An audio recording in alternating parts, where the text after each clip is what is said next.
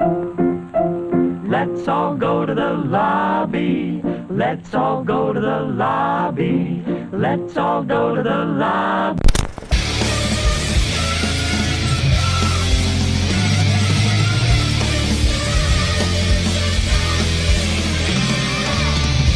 To get ourselves a treat. What's up, everybody? Hello. Hello? You can't. I mean, he asks you what's up, but you really can't answer that question. No, you can't answer that question unless we're like a Dora the Explorer type situation. Hello, everybody. What's up? That's my Dora impression. Oh my God, no. Let's all go to the lobby. No, that's bad. That's really bad. Oh!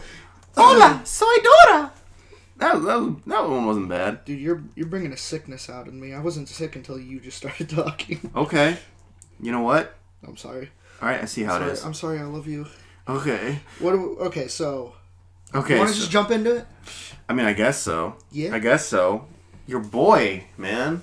Your boy passed away. Stanley Donen? Yeah, the co-director of Singing in the Rain. Yeah, one of my top fives, dude. That's so sad. Dang, dude. We're hitting it out the ballpark with some sad news, man. How old? Do you know how old he was when he passed away? I can look it up real quick here. I'm not sure. He was 94. Wow. Legend, though. Wow, 94. That's 94. Wow. Yeah, man. What else has he directed? Do you know? Charade, it says. Funny Face. Oh, Seven Brides for Seven Brothers. That was a great film. You ever see that film? Which one? Seven Brides for Seven Brothers. No. That was a great film. But I have seen Funny Face and Charade. Okay. I like those both. Wow, did I see a classic film that you haven't seen? I'm sure there's a couple of those. Yeah. Seven Brides for Seven Brothers. Yeah, that was like a musical type. Great. Yeah, he likes those musicals. Yes, he does. So, rest in peace, Mr. Stanley Donen. Legend, dude. Legend. Created one of the best films ever. Yep. You know? And let's just give our thoughts and prayers as well to Luke Perry. You know, I don't know if you hear. Did you hear about him? He's in the hospital, isn't he? Yeah. He suffered a stroke. Oh, Isn't man. that crazy? You know, I always thought Luke Perry. You played Uncharted 4, right? Yeah. You know Sam, Nathan Drake's brother? Yeah. Luke Perry is the perfect guy to play him. Okay, well, Troy Baker plays him, and Troy Baker's amazing, so sorry. Yeah, but Troy Baker does not look like that character, though, like, at all. Yeah, he looks a little more handsome. He's way handsome. Yeah, that's right. Yeah, Luke Perry's pretty young, though, isn't he? He is. I think he's like, let me look this up here. In his 40s or something? Yeah, he's 52. 52? So that's really young, man. Yeah. That's crazy. It's apparently massive stroke. Holy crap. Holy so shit. I hope this guy pulls through, man. He's been in there for a little bit, too. Yeah, so I'm hoping he pulls through. Yeah, for sure. That's crazy, man. That is crazy. But tell me real quick, though. Tell me this guy is not the perfect Sam Drake. Come on, dude. Oh, yeah. Come on, dude. That dude is totally Sam Even Drake. not, like, more modern pictures, you can see it. Yeah, for sure. So, he would be great. In the movie? Drake. Yeah, in the movie. As Sam Drake. That'd be perfect. So They have to pump it out pretty quick. That means what's his name's gonna have to get pretty old pretty quick. Tom Holland. Tom Holland's got to get old real quick.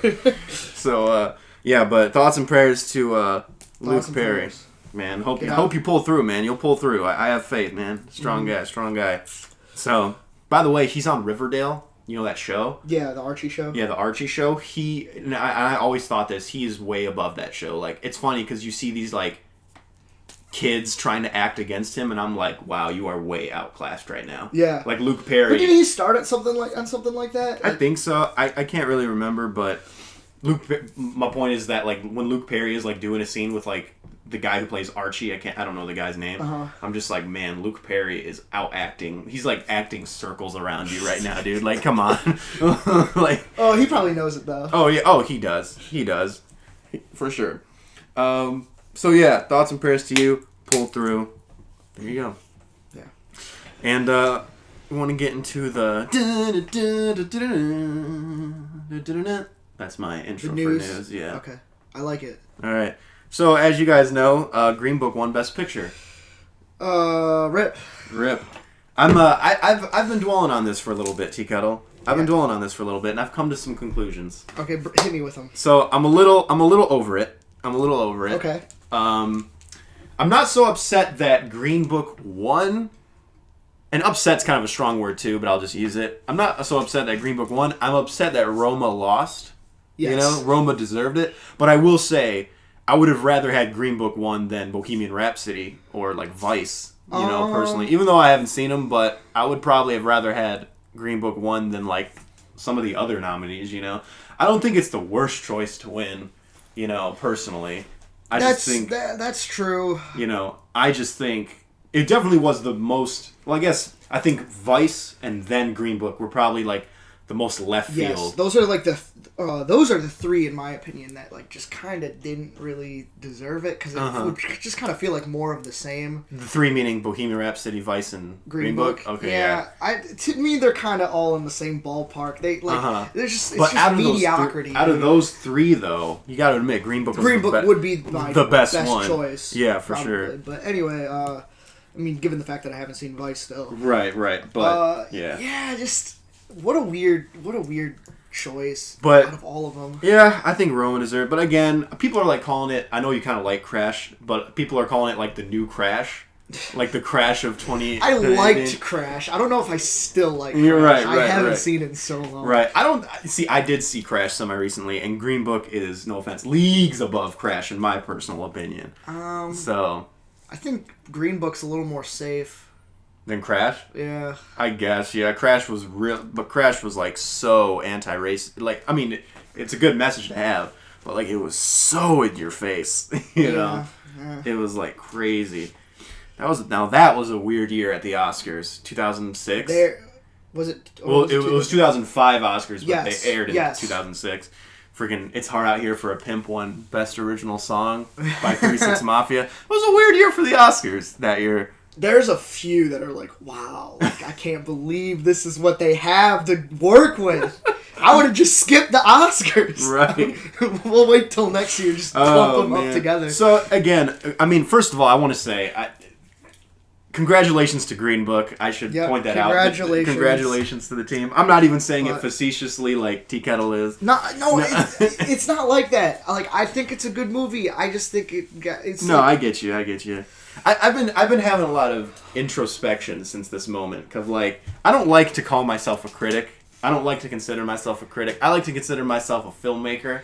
Okay. You know? Cause like, for me, and I'm not saying all critics are like this, obviously. You know, not all critics are not YMS critics, you know? Mm-hmm. But I feel like a lot of critics want to go on...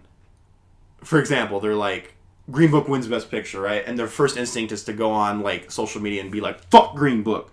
But, like, a filmmaker's first instinct is to go on social media and be like, congratulations. You know? Even though I don't agree, congratulations. That's kind of, like, I like to be in that camp more so than the other. You could be both. You could be a critic and you could be respectful. That's true. No, that's what I mean. Like, the Roger Ebert type critic. Like, that's what I like. Yeah. You know? But I feel like a lot of critics nowadays, primarily, like, the YouTube movie critics, and not even just YMS, but you ever heard of, like, Ralph the Movie Maker? Yeah. He's, like, the same. As a matter of fact, him... They have a podcast together. Yeah, I remember because I watched it with because Needle Drop was on it. I was like, I gotta know what these people look like in a room, especially since Needle Drop is a music guy, not a movie guy. So I had to see what was going on there. It's what is it, the Sardonic cast? I might edit that out because I don't even want to promote it. But yes, Ralph the Movie Maker, YMS, and I Hate Everything. I'm like, that sounds like the 8th circle of hell, and I am not gonna listen to that. Wow, at least one of them every time is gonna hate the movie that they're talking about. It doesn't matter what movie, at least one of them is gonna hate it. Oh my god, dude. Yeah, I was watching Ralph the Movie Maker talk about Justice League, and I do not like Justice League, don't get me wrong, but holy crap, dude, like, this dude was, like, ripping into Zack Snyder, like, unfairly, like, attacking him at personal levels. Oh, yeah. I'm like, stop attacking him as a person, you jerkwad. You know? Yeah. And the crazy thing is that he wants to be a filmmaker, right? But... he's severing a lot of ties. Yeah, with that attitude, you will never be a filmmaker. Because the guy who's producing this movie that you're, you know, auditioning for isn't or whatever... going to want to work with you. He's not going to want to work with you. Because guess what? He's friends with Zack Snyder. You know what I mean? So what's going to happen here? It's just not okay. But anyway, and I even posted a comment on this video. It was a Nostalgia Critic did a video called The Top 11 Good Things About the Star Wars Prequels. Mm-hmm. And he admits they're not great movies. But he found the good in them. And I'm not going to read you the whole comment thread. But I said, like, God forbid someone tries to be optimistic about a film, right? And then someone commented, yeah, but there's nothing entertaining about being optimistic about movies. And I'm like, what? And then that was the end of it for me. But then someone else, a third dude, commented below him, and they're like, are you serious? Blah, blah, blah. And they had this whole thing. And just stemmed from your thing? Just stemmed from my thing. Oh, wow. And it was like basically saying like it's more fun to watch people trash on movies. That was verbatim. That's one of the things he said. And I'm like, I don't like that mentality. Okay, you're in the wrong place then. Yeah, you're in the wrong place, dude. So if you're watching this podcast, nope. You're watching this? Well, I don't know about that because I do plan on trashing a movie later. Oh, okay. I wonder what movie. Do I know or no? No. Okay. But yeah. Anyway, sorry to I just ever since Green Book 1 and I've been seeing the backlash. I've been a lot of thinking about myself lately, and I'm like, I don't want to be part of the problem, you know? No, I get it. I like to give everyone their due, you know? Yeah, I just feel like this is probably in the top 5 worst films to get the Best Picture. Really? And that's not to say that I mean, most of the movies are good because they're considered the best picture of the year. Yeah, that's true. But yeah, I think it's probably in the bottom 5. And you know what's crazy is that, well, first of all, let's disconnect our disappointment with the winner real quick. Yeah. The actual Oscars, I kind of liked the no host thing. The breeziness. The breeziness. It was a very short Oscars, first of all. I think it was the shortest in years, right? Yep. So, and I kind of like just the no bullshit aspect about it. Yep. But Mitch called me up and he's like, that Oscars was boring as hell. And I'm like, dude. And he's like, oh, but this is the first time I watched the Oscars. That's what he said. Oh, and I'm like, Mitch, if you saw the Oscars the past 2 years, if you saw the 2016-2017 Oscars, if you saw the Neil Patrick Harris one, oh my, that one was so bad, dude. Oh my god, that one was so bad. Was it Seth MacFarlane? Seth MacFarlane, James Franco, Anne Hathaway one. Ooh, that one was bad too. Yeah. Oh my god. The Ellen one was decent. That one was okay. Yeah. But I had fun with that. Is that the one where they went into the theater across the street or whatever? Yeah, I think so. Yeah, that was pretty cool. Mm-hmm. It was great. I wish I was in that theater. Yeah, me too. You see, there's some fun. Oh, the Jimmy Kimmel ones are always bad too. Trust me, Mitch, if you're listening, this was the best Oscars we've had in years, in terms of the ceremony. Yeah, it was pretty bare bones. But, it was very bare bones, but that's kind of the way I like it. It's what you came here for. If people came here to be entertained, go watch a late night show or something about the Oscars. Yeah, exactly. So, I liked the actual ceremony. I think this was, and a lot of people agree with that sentiment, even though if they disagree with the winner, a lot of people are saying that this Oscars was the best one they've had in years, and that's probably because the political commentary was dialed way down. Yeah, they didn't have any time to do it. They didn't have any host to do it. Again, I like this no host thing personally. So the actual ceremony I actually kind of enjoyed. And besides the Best Picture winner, a lot of the winners were pretty safe. Very very safe. Very predictable. Even the ones we didn't want to win. Even if they won, we're like, yeah, we figured they would win. You know. Yeah. So, speaking of which, I gotta get you your movie. Yeah. I gotta order it. Oh yeah. Bring back Bob Hope. Am I right? Yeah. Right. Where's Bob Hope at? Yeah. He was the best. I like Billy Crystal too. I love Billy Crystal. I love Billy Crystal. Period. Yeah. This is fantastic, dude. Fantastic. So yeah, I'm in agreement with you. I kind of enjoyed it. Yeah, maybe they should just not do the Oscars. By the way, though, dude, one day we got to go to that Academy Museum. Just one day. Oh, absolutely. I don't know how. We're putting it on here. Yeah, we'll make a whole video special about it one day. It's gonna be a documentary. Oh hell yeah! It's gonna be a first documentary feature. Yeah, Let's go. Let's put it in the. Oh, dude, what if we make a documentary about the Academy Museum? And it gets nominated for best. That's what I was just thinking. Dude, our light bulbs clicked at the same time. Yeah, dude. Oh my gosh, that'd be amazing. Do you think they would give it to us, though? Because that would be so self-stroking. That really would be. It'd have to be real good quality. It would. They'd have to come out and be like, now listen, guys. We didn't just pick it because of this. Yes. Yeah, it's not just about They actually have a lot of really good points in here. Yes, exactly. It's a love letter to filmmaking, not just the Academy. Yeah. So, yeah, man. But I think that's pretty much it. Yep. Yeah. So, and then the next piece of news here, brother, is Chris Hemsworth is playing Hulk Hogan in a biopic. Yeah. What's up with this biopic trend that's happening recently? I think people just think it's popular. Mm-hmm. And what do you think is the movie that like kind of made this trend? Probably Bohemian Rhapsody. Or no, Straight Outta Compton. What about maybe. I, Tonya? I, Tonya too. Yeah. I mean, People were losing their minds in that movie. They were like having such a blast. Yeah. Yeah, that's true. But I have not seen a biopic recently that I've, kind of, that's blown me away. I mean, I did like I, Tonya, though. I, Tonya was pretty good. Yeah. But Straight Outta Compton didn't blow me away. Yeah, music biopics are like a no-go, but this isn't really... No, this is not. This is a different biopic. Man, that dude outside is freaking... bumping it. He is bumping it, dude. Yeah. Oh, dang. I thought there was an earthquake. Oh, boy. Oh, boy. Oh, my gosh, dude. Oh. Oh my gosh. Oh my god. Dude, there's Transformers fighting There's outside. Transformers fighting outside. I hope they can hear that. That's... what the hell? Anyway. Anyway. So they could do some really cool things with this. Imagine if it's not really even about Hulk Hogan. Yeah. Like, maybe he just plays Hulk Hogan in, like, a Royal Rumble or something. It's like him in the Royal Rumble. Oh my god. Making it like a tournament, like... Yeah. Ooh. Well, you know what was like super weird recently? Even though this movie had good reviews, Fighting with My Family or whatever? Yeah. The Stephen Merchant directed biopic about Paige. Yeah. Like, that, it's gotten great reviews, but it's so weird because Paige is like in her 20s right now. She could have played herself. She could have played herself, but she didn't. But other wrestlers like The Rock did play themselves. I think she might have injured herself though. Say what? I think she might have injured herself though. Like, she did. She broke her neck. Yeah. Yeah, that's probably why. And she couldn't wrestle anymore. Yeah. Yeah. So maybe that's why. But I feel like she could have gotten a stunt double to maybe do I don't know the wrestling scenes. That's or something. true. I don't know. That was just a very that was an interesting choice. But I mean, I heard the movie's actually pretty good. So maybe I should check that out. As for this though, I can see Chris Hemsworth pulling it off. Chris Hemsworth can pull it off. I better hear a hell yeah brother or something. Hell yeah brother. I better hear that. Mm-hmm. Something along those lines. Heck yeah. Heck yeah. Brother. All right, so here's some good news. Okay. The Edge of Tomorrow sequel is happening. Yeah. With Doug Liman is coming back, as well as Tom Cruise and Emily Blunt.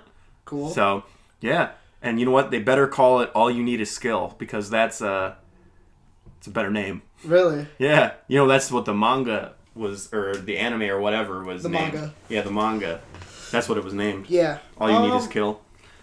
Although even that title is pretty dumb. Do with it. I don't know.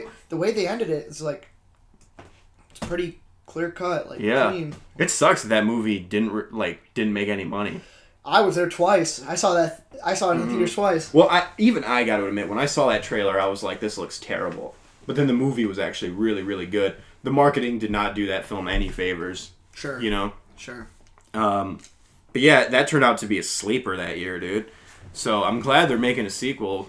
I'm excited. You know that Main Art Theater, they have like a midnight like thing or whatever. Like they play movies at midnight for like cult classics and stuff like that. That movie played there. Really? At midnight. Yeah. Wow. That's so weird to me. Yeah. That movie's like what, 5 years old now? Yeah. What the heck? That's so crazy. That is crazy. They're probably like, okay, they probably love the movie and they're like, it needed more money because that movie flopped, dude. And that's really sad. Bad. Oh, man. That's sad. But I think maybe strong DVD sales is what made people be like, okay, let's make a sequel, I supported it that way too. Yeah. Your boy.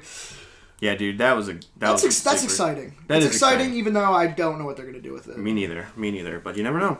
Mm-hmm. Groundhog Day, Happy Death Day, Edge of Tomorrow. Edge of Tomorrow is kind of a bad title. They almost, they kind of like renamed it now. Like it's Live, Die, Repeat. Live, Die, Repeat. Yeah. I like that name too. Yeah, me too. Because, again, the marketing... everyone thought that was the name of the movie because it said Live, Die, Repeat. Live, Die, Repeat. Like in the trailer. But then it says Edge of Tomorrow. See, at the I very end. never, ever thought that Edge of Tomorrow was a bad name. Never even crossed my mind. Mm-hmm. And the studios blamed the lack of success on the title of the movie. I'm not saying I agree with that. I don't. No. But... that's what they said. It's definitely marketing. It is marketing. I think I saw one trailer before the movie even came out. No, yeah. That was a terrible, terrible marketing in that movie. which kind of sucks because That's why you gotta follow Rotten Tomatoes. You gotta follow Rotten Tomatoes or something. All right. Or us. That's right. So here's another piece of news we got here. Rob Ashford, who this is his first time directing. His directorial debut is to direct Glenn Close in Sunset Boulevard. But wait, it's the Broadway adaptation of Sunset Boulevard. So for people who are confused, think of like Phantom of the Opera. You know how there was Phantom of the Opera, but then Andrew Lloyd Webber made a musical out of that, and that musical got so successful that they made an adaptation of that musical. Yes. That's kind of what they're doing with this. Interesting. Yes. I had to look him up. I'm like, what has he done? And then I just see a bunch of Broadway credits. I'm like, he's a Broadway guy. That. Yeah.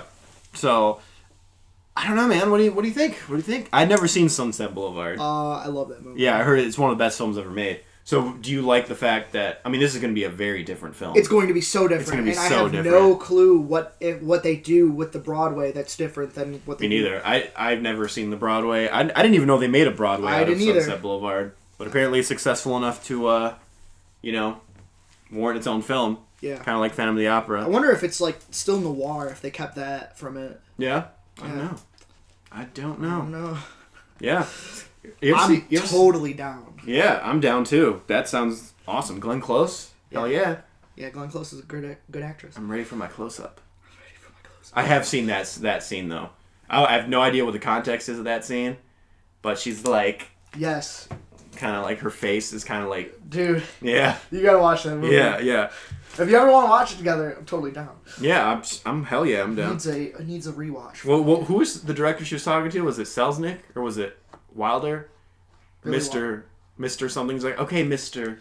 I don't think he's a real... Oh, is he not a real director? I think he's just a character, if I'm not mistaken. Yeah, see, I don't even know what the fuck I'm talking about. They do have, like I said before, they do have silent film actors in the movie. Okay, yeah. But, like, I don't know if they're playing themselves. Right. It's just like a little cameo, like a funny cameo. Mm-hmm. But, like, why can't I think of his name right now? I hate my life. I told you, Buster Keaton. Buster Keaton. Yeah, Buster Keaton's in it. I didn't know that. Yeah, they're just playing poker together. Oh, nice. Yeah. Okay. I really got to see that movie. Maybe but what I'm saying is maybe that it's not a real director that they're playing, but maybe a real director is playing a fake character. Oh, you know okay, what I'm saying? yeah. No, I got you. Yeah, I hear that's like... Did I put that? I might have put that as an honorable mention, didn't I? You did. Top 5 best films we haven't seen. Yes. Which, by the way, is like our worst performing video on our channel. Rightfully so, I suppose. Yeah, I guess so. You know what our best list is? Our best, most viewed list is our Western list. Really? Yeah. Hell yeah, dude. Mm-hmm. So, there you go. I'm glad that people have an interest in Westerns. Yeah, me too. I thought it was dead. Yeah, me too. Which we'll talk about Westerns in a second. Uh-huh. But let's talk about our last piece of news here. Okay. Steven Spielberg he's going to meet with the Academy soon to talk about the whole Netflix debate, which is a debate we've even had on this, time and time again. Yeah, on this podcast, and we just talked about it. Even I brought up the whole thing of like, how come some Netflix films are rated R and some are TV MA, and obviously you said probably because some of them are put into a theater for like 2 weeks. Yep. But see, I've come to the conclusion. I'm sticking with it. Okay. I agree with him. Okay, yeah. I think that and he's not trashing Netflix. He's neither not. am I. I'm just saying that if HBO is going to have the movies go to the Emmys, then I think so should Netflix. Yeah, and by the way, for people trashing on Spielberg right now, Spielberg, don't listen to the fucking media, dude. Like, don't listen to these fucking crazy, like, media news outlets. Like, my friend just sent me an article about this, and he's like, what do you think about it? And the article's from The Vulture, and the fucking headline of this article, let me look it up here, was ridiculous. It was like, Spielberg going to war with Netflix or something like that. Steven Spielberg is continuing his quest to ban Netflix at the Oscars. It's like... And then you read the article and it's like attacking him and saying that like blah, blah, blah, blah. And at the very end, they sarcastically say, please pray for Spielberg during this difficult time. I'm like, you guys are stupid. Spielberg is not dissing on the quality of these Netflix films. What he is saying is that they don't match the criteria to be nominated for an Oscar because he views streaming platforms as television platforms. And he even says they should be nominated for Emmys, not Oscars. So he's not dissing on Netflix or the quality. Which is fair. Yes, and I agree. And honestly, after thinking about it, I'm starting to agree with him as well. Mm-hmm. You know, because you're right. HBO films aren't even nominated for Oscars. So why should Netflix films be? There's only one circumstance in which I wouldn't agree with him. And that's if, okay, so you put out this limited release so that they can be nominated for an Oscar or whatever. Now, I don't think that's fair. Mm-hmm. I think that those films should be put in theaters. Yes. Not limited release, wide release. Yeah. I think that's the only way that I would accept it any other way. Yeah, because like even The Irishman coming out, that's going to be... Where do you think they're even going to show that in theaters, though? Because do you think AMC is even going to have it, or do you think you're going to have to go to like a main art theater? No, I think AMC will have it. You think so? Because I would love to see that in theaters. I'm going to see that. I want to see that in theaters. No way. I get where Spielberg is coming from, and people just want to make drama out of stuff that's not. Yeah. It's for attention, for their whatever. No, I get it. But it's just kind of dumb. Again, it's the whole thing of. Yeah, you're pretty much attacking Steven Spielberg, and that's not okay. That's not okay. He's not attacking people just so you can get some attention. Like, yeah, no. What he's saying is very much accurate. Yeah, it's like these are TV movies, right? Why wouldn't they be considered TV movies? Television platforms, or streaming platforms. You know. So again, I mean, Netflix is a very weird place though, because it's not on live television, that you can't get it from. You have to get it as from an outside source. It's a new thing. And people are still trying to figure it out. Yes. You know, they're still trying to Steven Spielberg has just made up his mind. Yeah, exactly. And there's nothing wrong. There's nothing wrong with that. And it's like I kind of agree with him. Like even if people don't agree with him, he's making a lot of really good points. Yes. It's like he's not dissing on the quality. He didn't say Roma sucked, so it shouldn't be nominated. Yes. No. He did not say that. I'm sure he would love Roma. Oh, yeah. If he didn't already see it. I'm sure. He didn't specify any film or anything, but he just said Netflix films. But I'm sure he really enjoys some of them. You know? So... Mainly because, you got Alfonso Cuarón, and it's like, I'm sure that they know each other or whatever. I'm sure that they have met, and I'm sure that he respects his films. Mm-hmm. So I got a text from my buddy over here. Is it Mitch? It is not Mitch, surprisingly. Oh, God.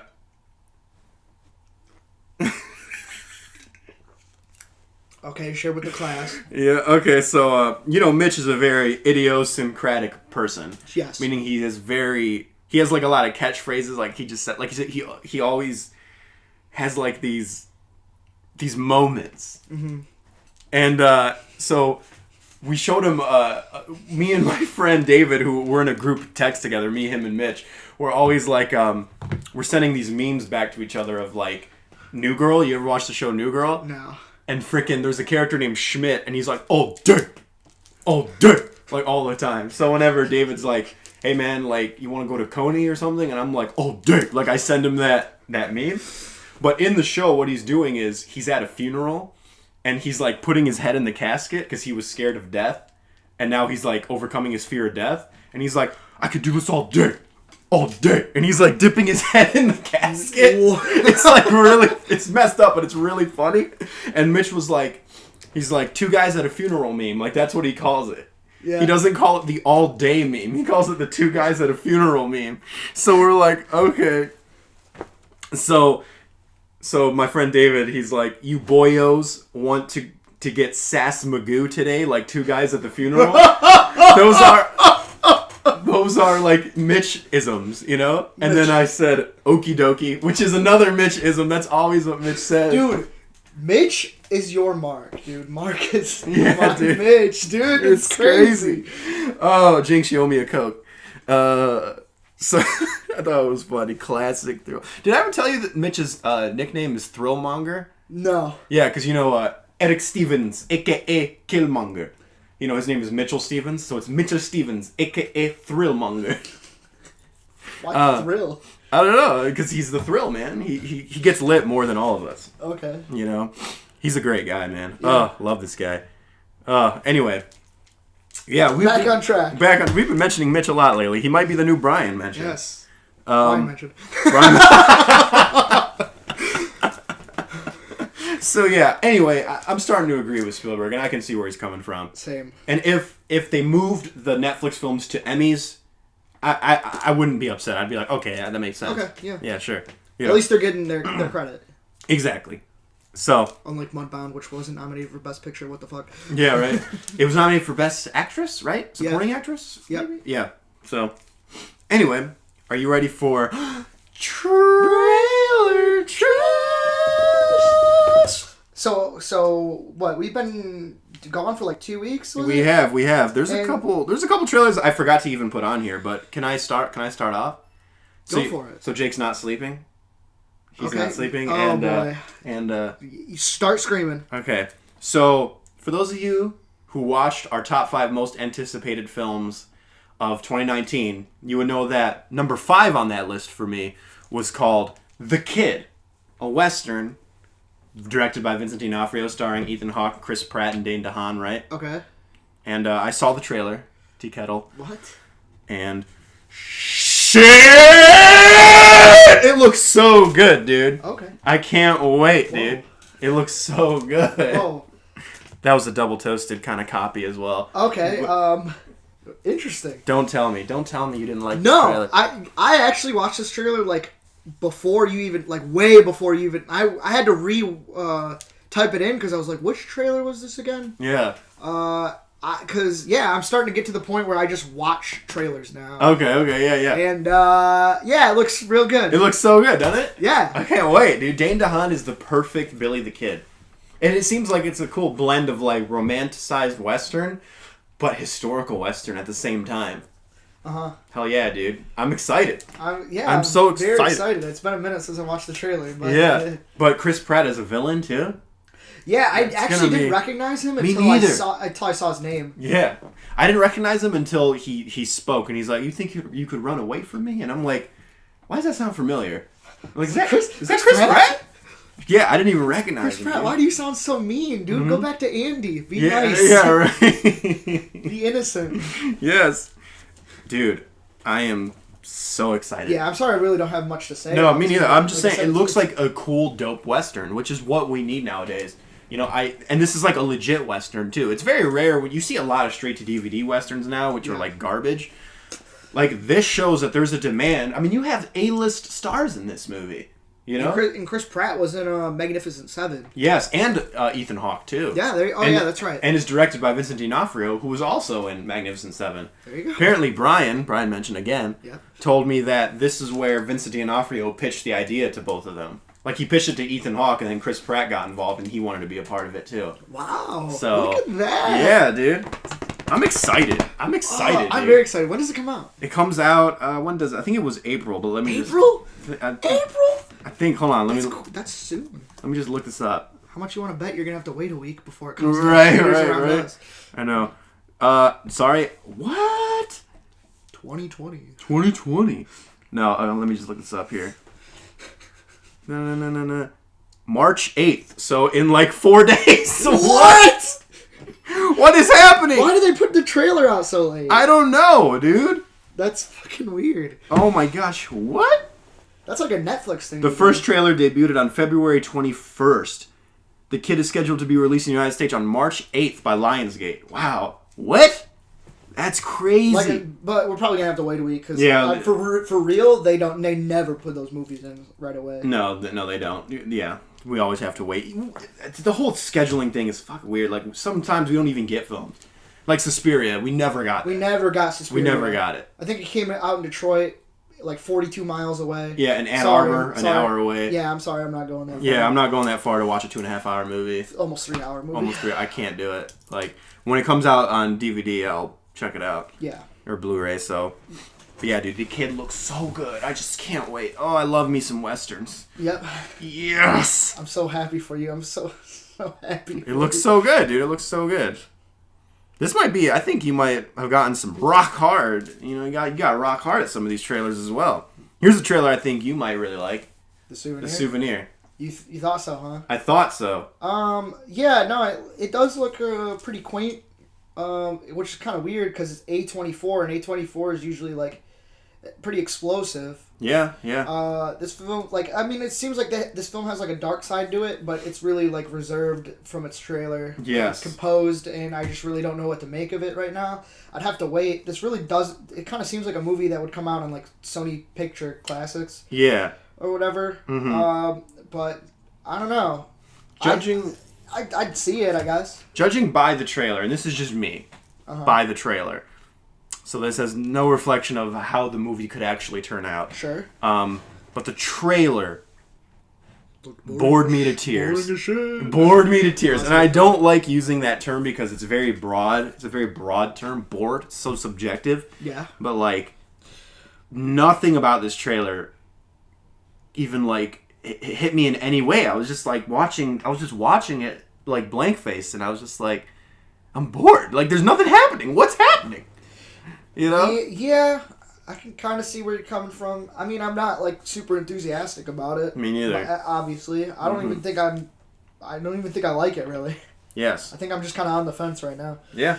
And then May 17th is when this comes out. Sure. Okay. Cool. No, maybe we need another trailer. I think I need a second trailer to explain more of what it is. Yeah. You know? I mean, there's not really even a synopsis. That's kind of an infamous thing for like Sony Picture Classics. Yeah. That's why I thought it looked like that, is because it's like it's very vague Mm-hmm. and it really doesn't explain its premise very well. Yeah. I mean, I do like some quaint movies, and maybe this will be fantastic, but I didn't really get anything from the trailer, so. Yeah. Yep. So moving on to our next trailer here. Here's another trailer I wasn't very, like, excited about, personally. I thought the tone was kind of all over the place. Yeah. Dragged Across Concrete. Which we'll kind of be talking about, just like very briefly, about the director. The director, yes. He directed Bone Tomahawk and Brawl in Cell Block 99. Yes. And this film is... You get Jennifer Carpenter back. You got... Mel Gibson's in it. Yeah, you got Vince Vaughn again. Vince Vaughn, yep. So he definitely has a style, I guess you could say. Oh, and what's his name? Don Johnson again. Yeah. So that's 3 people that was in Brawl in Cell Block 99. Yeah. I don't know. I don't really know what this trailer's going for. Yeah. Is it like a buddy cop thing? Is it more like a thriller noir? Seems like a gritty buddy cop thing. What was that film by Martin Campbell? Edge of Darkness? Was that the film with Mel Gibson? It kind of reminds me of that film. Remember, like, his daughter was killed by, like, a corporation or something like that, and, like, Mel Gibson was, like, trying to solve the murder. I don't remember this at all. Really? Yeah. Edge of Darkness. Which, by the way, it's kind of like Edge of Tomorrow. Yeah, let me just look this up here. Edge of Darkness movie. It's kind of a cheesy title, too, actually. Edge of Darkness. I don't know if this is going to ring any bells here. Oh, yeah, that very straight-to-DVD looking movie. Yeah, but it was released in theaters. But it wasn't. But it wasn't. Yeah. It's kind of giving me some of those vibes a little bit. So. Because Mel Gibson. Yeah, it's because of Mel Gibson, but just the tone as well is kind of very Edge of Darkness. Sure. Mm-hmm. I really can't really compare the two, obviously, but right. I mean, you'll kind of get a feel for where I'm going once we talk about a movie that we had recently seen, because I did actually see Brawl in Cell Block 99, which I actually talked to you about. Yes. And this film kind of looks like it, like a little, like not. It looks like half of it. It looks like the first half of it. Yeah. So we'll get to that later. He likes to make very bare bones films, is what it looks like. This guy, the director of this film. Yeah.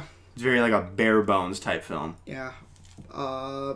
But for me, dude, Bone Tomahawk ruled. I loved that movie. I haven't seen it. So, I don't know. I'm on the fence about this one. All right. Want to talk about Dark Phoenix trailer 2? Yes. So now, this is interesting because when I saw the trailer, I watched the trailer, and in the first 30 seconds, Mystique, quote-unquote, dies, right? Mm-hmm. But here's the thing. When I saw that, I'm like, that's a red herring. I don't think she actually dies, and I don't think anyone's going to fall for it.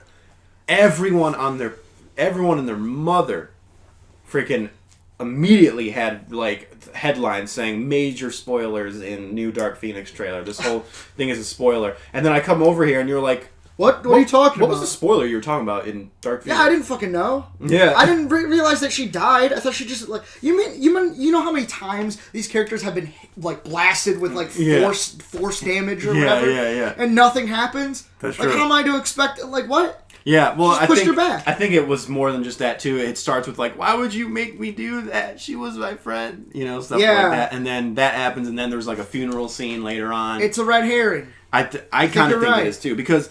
It looks like the climax... I could be wrong, but, you know, the climax looks like it takes place in space. You know, they're, like, in space, whatever. And fucking Mystique is there with them. So, I don't know. No, I think you're wrong. I think you guys are wrong. Yeah, so... And actually, I'll be honest with you. I'm kind of looking forward to this movie now after seeing this. When I see it, like... Because, okay, at first, I was like...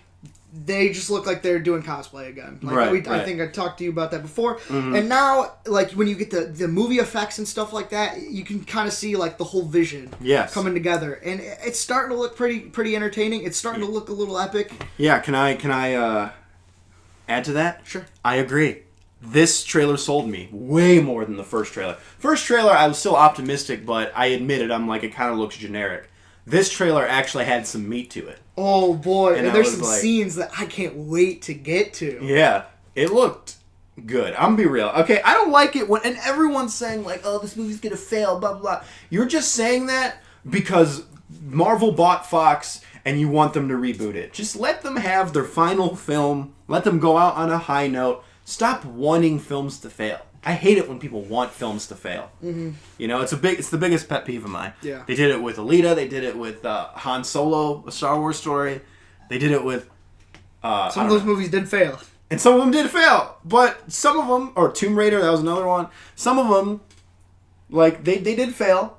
But others, I don't think are as bad, nearly as bad as the... You know, people said they were going to be.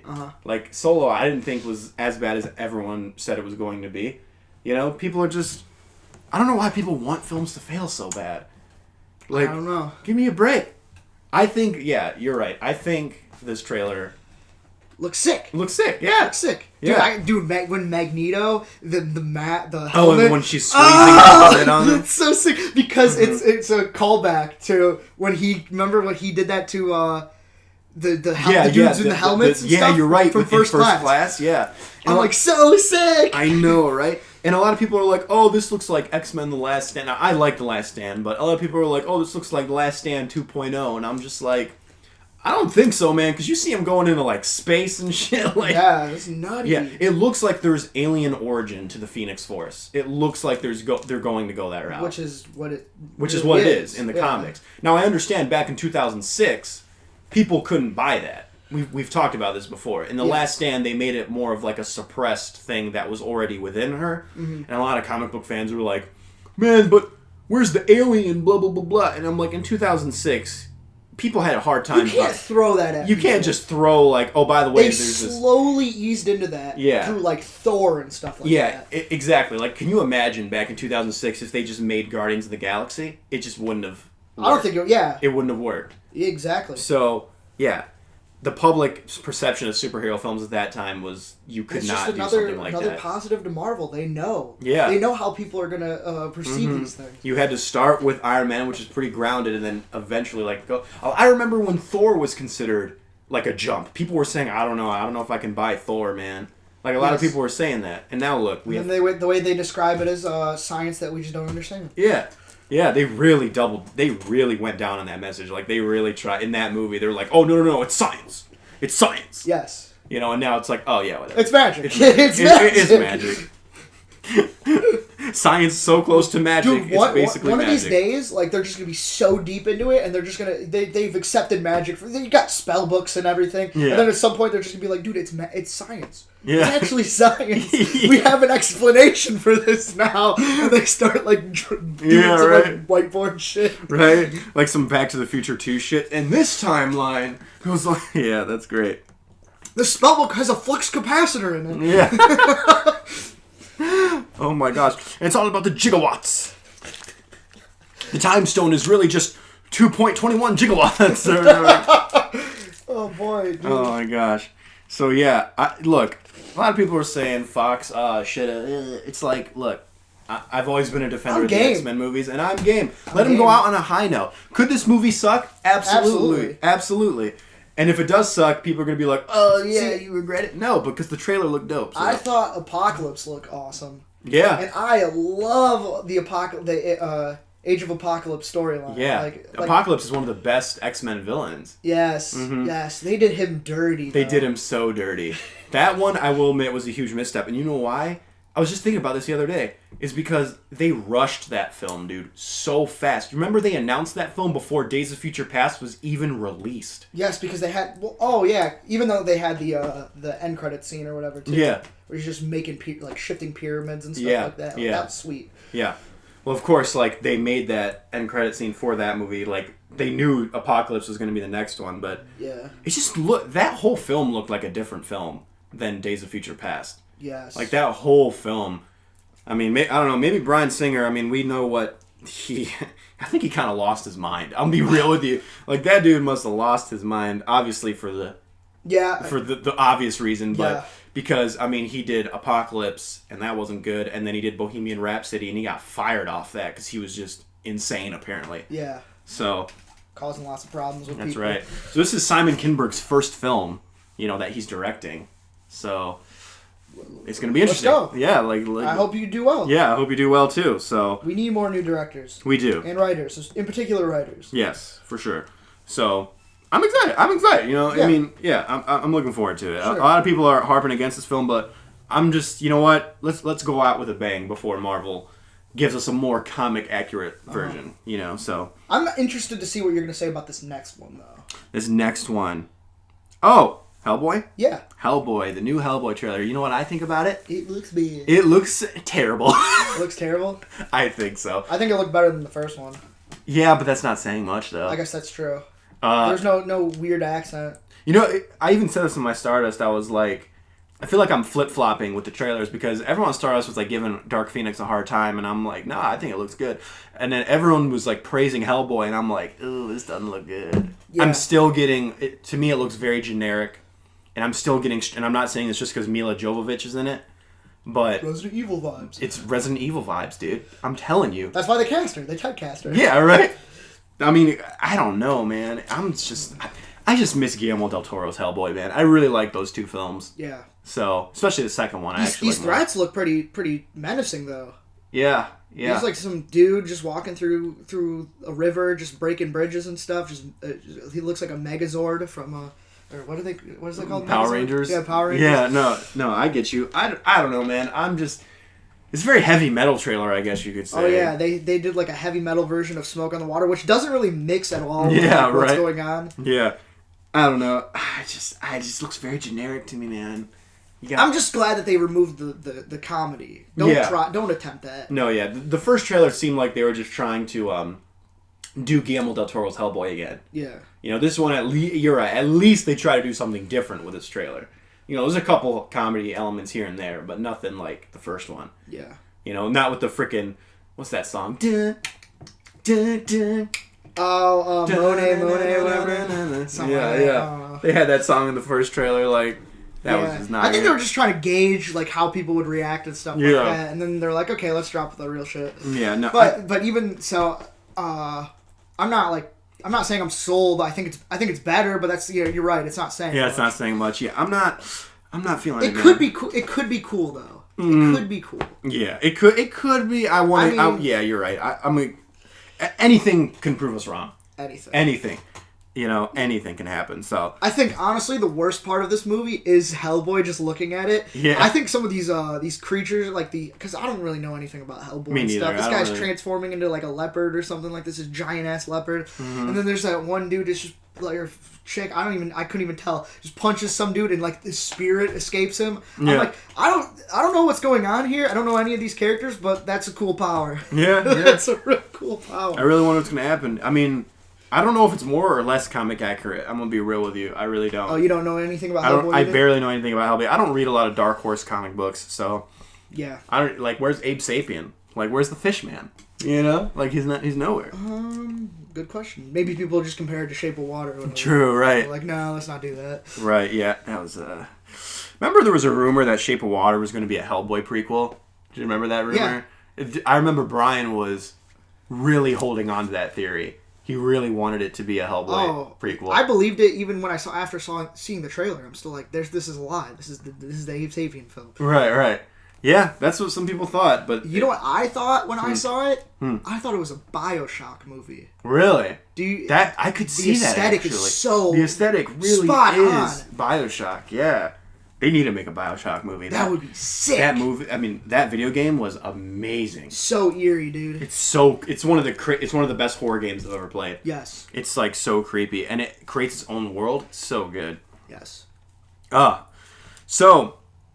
All right, there was a couple trailers that debuted during the Oscars, but they were like they didn't really show anything. Like, should we even talk about like The Irishman? Not really. Yeah, because we've already talked about it. We talked about the cast, and that's really all it shows. That's all it shows. It doesn't show anything. That's why I didn't put it on here. So it's for the people that didn't know about it. That's right. So you want to go into recently seen? You put it on backwards. Did I? Yeah, because you put list and then you put recently. Oh yeah, that's true. Well, I'm like, wait, are we going back to the old way? Mm-hmm. Okay, let me shift gears then. All right. Who's gonna start? Should we rock paper scissors it? Let's just start with the one that we've seen. Okay, yeah, the one we saw like forever ago. At this point, we've seen it so long ago, and I was trying to, because I spent a lot of time on this list that we're about to do. Yeah. And so I kind of neglected like everything else. I felt like I was just going to read, like... No, I'll probably do that for the other ones. But, yeah, I guess let's just talk about Moonlight. All right, go ahead. You start. I love Moonlight. This is my second time seeing it. Fuck it, I'm just going to read this. I'm just going to read it. And I'll explain, because this was kind of a weird review. Uh-huh. Kind of got a little crazy with it. So, if you need me to explain anything... Well, actually, I don't know if I want to read it, because I explained the entire first act. Okay. Do you think that would be going overboard? No, I mean, nah. I think you'll be fine. Okay. One of the most impressive variants of the 3-act structure in the 21st century, with a passage of time used to its maximum potential for characters. The world changes, but that remains irrelevant when such a dramatic change happens to a bullied, unloved, homosexual boy. A full circle. That is the key to success in Moonlight. Juan, the drug dealer, ruins a parent. Unbeknownst to him, that parent is a single mother to a human magnet, attracting unnecessary and unjust hatred. When he meets this kid and feels sympathy, he is emotionally distraught by what made his bourgeois living off of other parents with no willpower. Mm-hmm. Can he live with the fact that so many children have been robbed of affection because of his doing? This is the type of mindset Moonlight can get you into, or you can just accept what is being fed to you because its agenda is subtle. It actually feels so simple and doesn't have to accomplish that much to accomplish a lot. 3 relationships are fleshed out to the bare minimum through at least one interaction between each timeline. With under a 2-hour runtime, Moonlight achieves all it needs to lickety-split, ultimately feeling like it has done more than it was set out to do. It's all the theorizing you can do when the curtains fall and the film is ended. It's all the dominoes falling into place even though you've only seen the first couple fall. And it's all the most unfortunate truths that resonate with Barry Jenkins. We shouldn't have to wait for the moonlight to unleash our true form, but this is how it be sometimes. All right. That was good. This is just a fantastic movie. And there's just so, like, it does feel really simple with what it does. Because you said we had a different, like, perspective of, like, how we saw it. Because this is my second time seeing it, so I knew what happened. Mm. And I felt like it kind of cruised by the first act, but you thought it was going a little bit slower than me. Yes, I did think it was going a little bit slower. Okay, first of all, I'll just say it. I liked the film. I did. I did. We talked to some friends who have said that they weren't too keen on, like, the agenda. They viewed, like, it as an agenda film. Yeah. And I sort of get where they're coming from, but I didn't really notice an agenda. I just noticed a story that was kind of unfolding in front of me. Sure. I didn't really notice, like, a propaganda-type agenda that was trying to be forced down my throat. For me, I didn't feel that. So, for me, I watched the film, and I did enjoy it. I enjoyed the characters. I enjoyed the cinematography. I like the style. It's very stylized. I like the way it's colored and shot. I think Barry Jenkins really kind of developed his style with this film. Very bare bones again. And I like how it's broken up into the 3 acts. My only real gripe is that the third act, I felt like the third act focused too much on one scene in particular, and that scene went on way too long. And because I feel like that scene went on too long, I feel like they could have shortened that scene and maybe elongated the actual ending. But instead it just sort of ends, and I'm like, okay, like, you know. It does just kind of end. Yeah, it's just a minor gripe, though. The third act is, honestly, and I think, like, everyone else disagrees. They think that's the best one. I think it's the worst one. I think it's the worst one, too. I thought that, too, actually. It's just because these other two, they have so much information being fed at you, and it happens very quickly. Mm-hmm. And then you just have, like, a really slow, like very natural feel to it, and it's not what the rest of the movie does. No, it kind of changes. It shifts the rest gears. of the film, yeah. And so I did like the film. I would give it a 4 out of 5 stars. I'm going to say something kind of controversial here. I don't like to compare La La Land and Moonlight. Okay. I don't like to compare them because they're completely different films. However, I would have given the Oscar to La La Land. I like La La Land more. I mean, I actually can't say that at this moment, I can't say. I did like La La Land more when I watched the Oscars. But I still thought that Moonlight deserved it because, like, I don't know, like, La La Land, it's a tribute film, and we already got that pretty recently with The Artist. Yeah, that's true. It's almost literally the same plot. Like, The Artist is a great film, by the way. The Artist is a great film. Mm-hmm. In that film, The Artist is a tribute to Singing in the Rain. La La Land is Singing in the Rain. Yeah, so... No, I get where you're coming from. I just really like... I don't know, I found myself enjoying La La Land and connecting with it more. Sure. You know, on a personal level than Moonlight. But I can understand why some people might feel the opposite, you know, and how Moonlight connects with them. I don't like to compare the two, but ever since that whole Oscar debacle, everyone's been debating it, you know. So, yeah, I like the film. I honestly was prepared to not like it. I'm going to be 100% honest with you. And not even due to the subject matter. It's just due to the fact that a lot of Oscar films I've been really disappointed with. I was not a fan of, like I said, I was not huge on Lady Bird or 3 Billboards Outside Ebbing, Missouri. I was not huge on those films, so I was expecting Moonlight to kind of be one of those films. I was going to be like, oh, okay, here we go. And that's fine. But it wasn't. It actually surprised me, so I did enjoy the film. Yeah. I'm glad you did. And by the way, my phone died. So, yeah. Is that your... So my list was on there, so I'm going to... but it's okay because I used an article for my list, so now I had to go to my article here. Yeah. And I'm just gonna try and. Okay, I'm gonna be carrying that list. I can already feel it. Oh fuck yeah! I'm gonna have to borrow your phone too, just to see my recently seen. I can't remember what I saw. Oh, you want me to hit you with your first one? Oh, well, just whatever. You can go. I can just. Point is, I'm gonna need to look at your phone to see which one I'm gonna talk about next. Okay. Here you go. Edge of 17. I saw Edge of 17. Good movie. I am not a huge fan of coming of age films. You like this one. But I like this one. Yeah. This one was funny, dude. I laughed out loud at parts because of fucking Woody Harrelson. Woody Harrelson's so good. He's so good and he sells it. And I like Haley Steinfeld, dude. I like her a lot. I think she's a really good actress. I mean, she's kind of a prodigy of an actress. She freaking was True Grit. She was like 9. Yeah. So like hell yeah, dude. She's really good and she sells it. Again, it does fall into some of the same traps, but I feel like it's very much so. It's so like quirky and funny and kind of John Hughes-esque kind of way. Because I think didn't John Hughes' like daughter do this film or something like that? I need to look this up because I don't want to give you a false fact here. But point is, that's our job to feed false facts. Feed false facts. We're like the Vulture, dude. That's right, baby. Feed false facts. Wow, the director is prime though, dude. Holy crap. Yeah, Kelly Freeman Craig. I just gotta look this up. Who are her parents? Come on. It doesn't show it. They probably. Yeah, it's probably not. I'm probably just.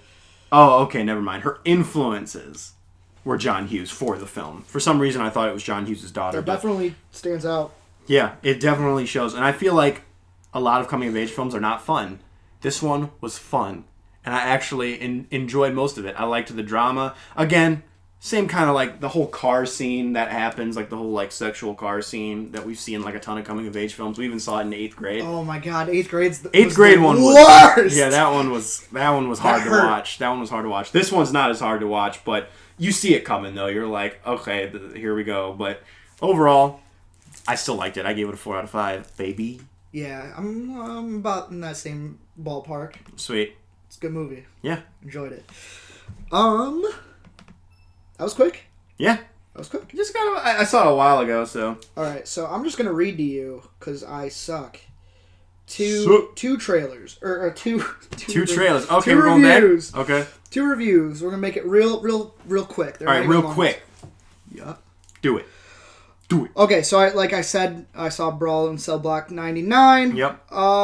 And since I got the vibe from that his other film with the new trailer of the first hour. Here's what I thought of the first hour. For the first hour, I couldn't believe this was made by the same person as Bone Tomahawk.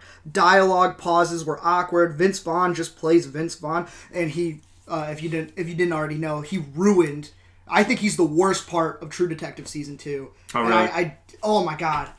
He's such a bad gangster, dude. It just doesn't. He doesn't. I can't really separate Vince Vaughn and like who he's playing. He's trying to do it so hard with like Hacksaw Ridge and like Brawl in Cell Block 99. Totally forgot he was in Hacksaw Ridge. Yeah, and Brawl in Cell Block 99, and now Dragged Across Concrete. It's like he's trying to. Sorry, man. Just can't do it. Drama went on for too long just to provide a weak emotional anchor, and the main character makes arguably the stupidest decision I've seen in years to put him in this desired scenario.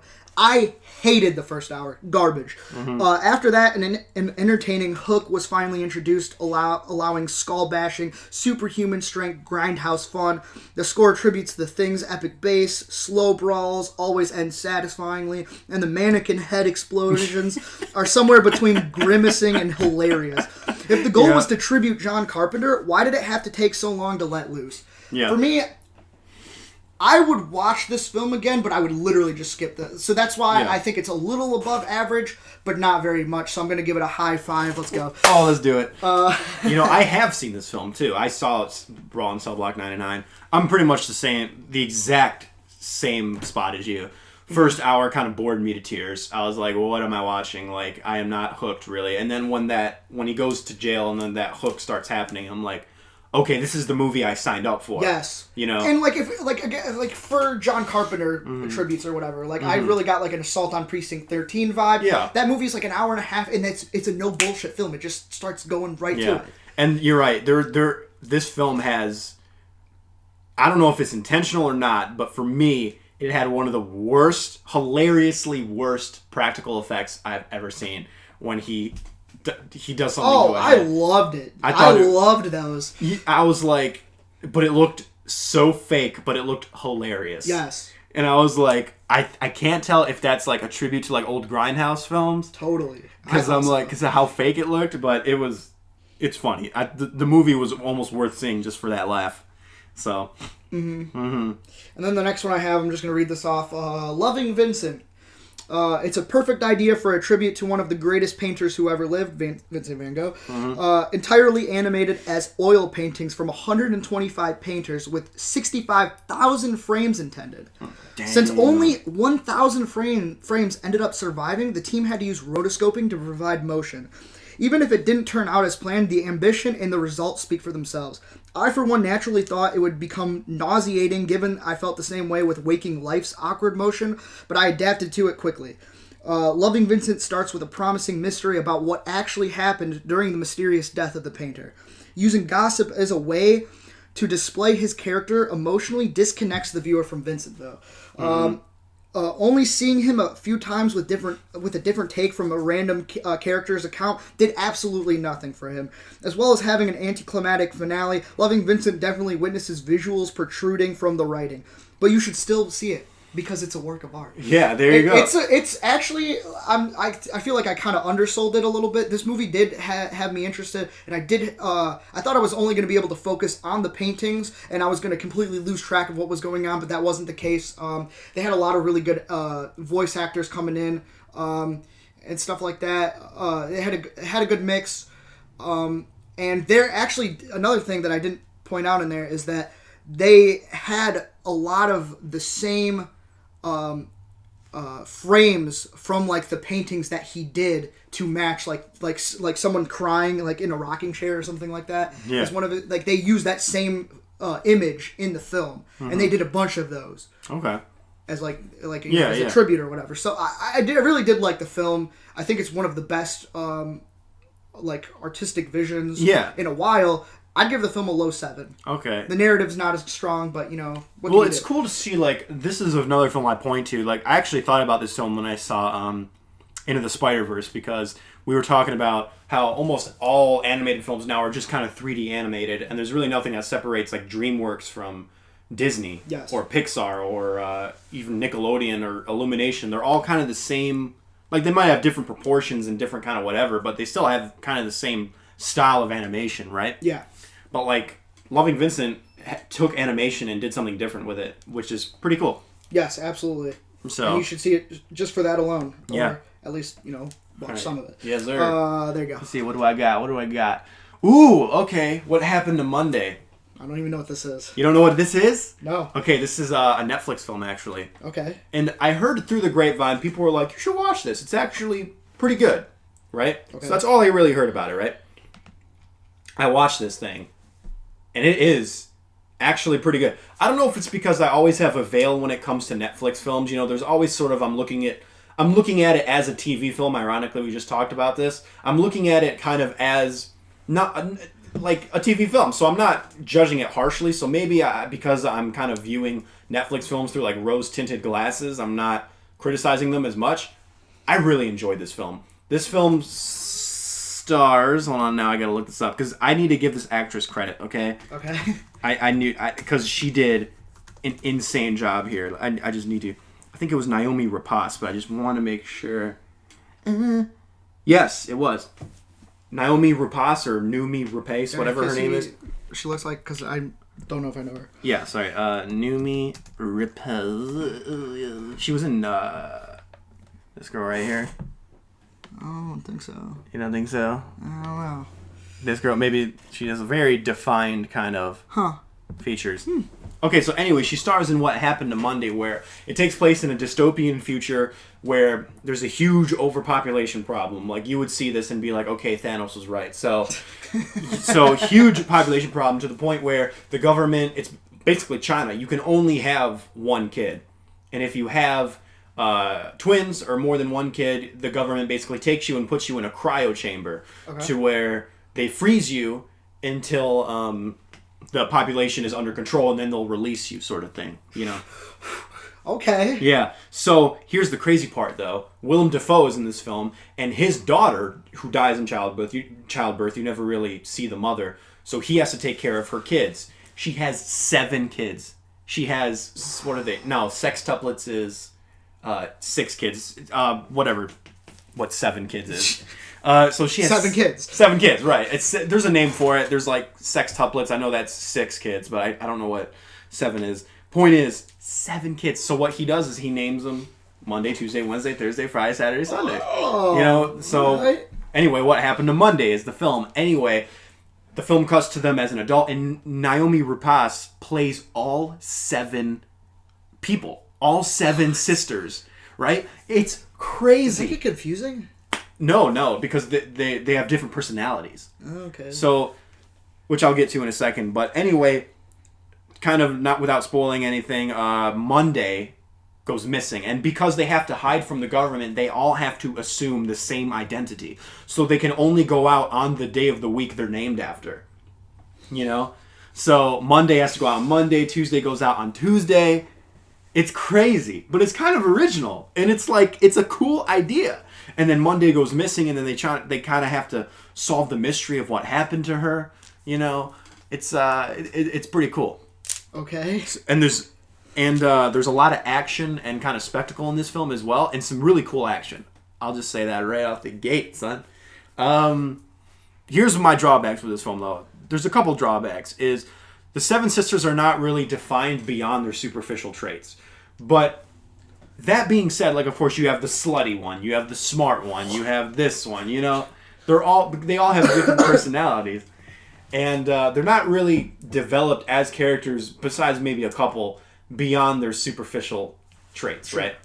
And that might be a detriment to some people, but when you have 7 main characters, that's a very hard thing to do. Yeah. You know, it's very hard to give them more emotional depth than kind through a runtime like through that. Through a runtime, because it is kind of a short movie. So I kind of look past that because it's an action movie. It's not like a character movie. And it has a really cool premise. And I was more intrigued about the plot. This is much more of a plot-driven movie than a character-driven movie. Mm-hmm. And with a movie with 7 main characters, maybe people wanted more character. But for me, I was just content with the plot. And this movie was fun as hell, dude. It was fun as hell. I really enjoyed it. Maybe if I saw it in a theater, I might not think that. But I enjoyed it. I gave it 4 out of 5. I at the very least have to look it up like at some point so I can... like a trailer or something, so I know what you're talking about. Yeah, dude, it's crazy. She plays, and it just the logistics of this film must have been a nightmare. How the hell? Oh my god, dude! And like the camera moves though. I don't know how they do it, man. It's like there are shots when you have all 7 sisters doing something. Yep. And the camera's like handheld, just going around, and I'm like, what the? How did they do this? Oh, yeah, that's gotta be weird. Yeah, I'm like, damn, and she had to play 7 people. That's crazy. Interesting. So I'll definitely have to look it up. Yeah, dude, it was a good time. It was a good time. Good praise there, I like that. Yeah, it was good. Well, Glenn Close is in it as well. There you go. Yeah. So I'm gonna praise something real quick. Praise it. I'm going to talk about Fantastic Woman. Okay. It's directed by Sebastian Lelio. Fantastic Woman is about a transgender woman who is seeing an older man and he suddenly dies one night. Now his family won't let her come to the funeral. They take her dog and she's under investigation. This is directed by the same guy who did Disobedience. Okay. So I talked about that last year. Yeah. It was on my list. Mm-hmm. This won Best Foreign Film at the last Academy Awards. Okay. And what was it called again? It's called Fantastic Woman. Okay.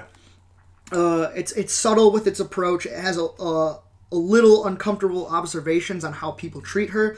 One is literally a second long where a man who actually likes her goes for a kiss, then he switches to a handshake and then just doesn't do anything because it happens in the blink of an eye.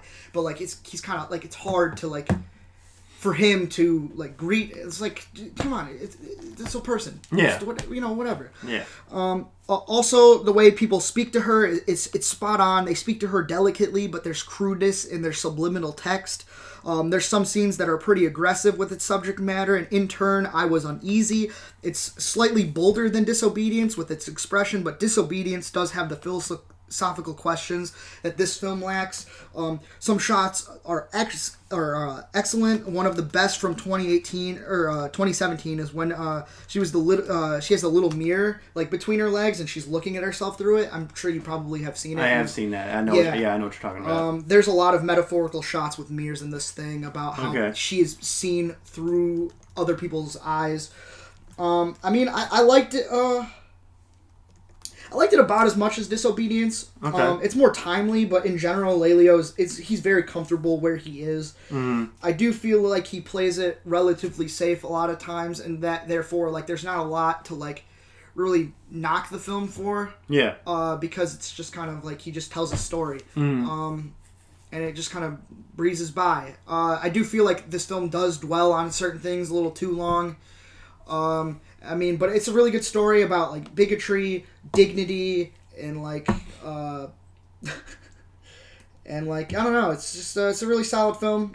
Like I said, I liked it just about as much as Disobedience, which I gave a low 8, and I'm gonna give this film a low 8. All right. Solid. All right. So, am I gonna talk about my last film here? You know what it is. Right? I know what it is. Yeah. Yeah, because this is actually kind of lines up perfectly. Because I'm about to trash a film. You're about to talk about a film. So, I saw High School Musical 3. And how this happened was, I was chilling with a bunch of friends. We had a group of guys. It was fun, and they just threw on High School Musical 3. I've never seen High School Musical 1 or 2, but here's the thing. I believe maybe in 8th grade, my drama teacher put on High School Musical 2, but I can't remember a single thing from it, dude. So even if I have seen it, I haven't seen it. I wasn't paying attention. But I do know a little bit about the characters and stuff. This is not good, man. It's not good. You know what was funny was that I was watching this movie and I said this out loud and I said it in such like a dread way. I was like, oh my God. I said it and I was like, I'm going to have to talk about this on the podcast. Like I realized because I'm watching it, I have to talk about it. And I'm like, oh my God. And then everyone started laughing. I'm like, I can't believe I have to talk about this on the podcast. Yeah, like I just had like a moment of, oh my God. So you've talked about every single movie that you've seen. There's never a movie that you've neglected to talk about. No, there hasn't crazy. been. Yeah. Yeah, dude. This movie's not good, man. Okay, look. All right, people grew up with High School Musical. The group of friends I was with, they grew up with High School Musical, and they were loving it, you know? They kind of loved it like in an ironic way nowadays, but it was a fun time. It was like an Event Horizon time. We had a lot of fun making fun of it.